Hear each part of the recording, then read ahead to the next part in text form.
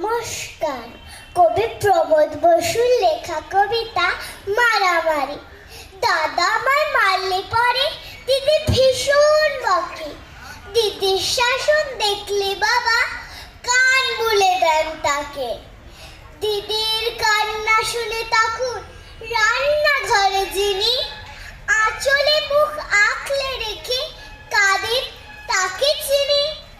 সারাটা দিন সামলে রাখে মস্ত পরিবার, নিজের দিকে মুখ ফেরানো গরজ নেই তার।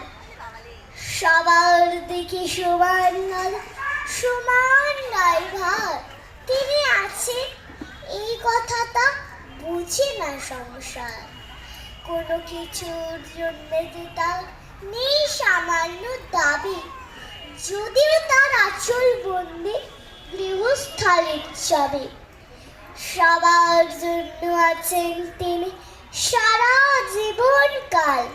রাত্রিটা স্নেহী হয় ফুটফুটে সকাল।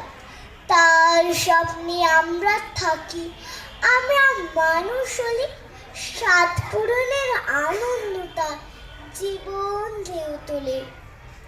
সেই স্বপ্ন সত্যি হবে আমরা কি তা পারি?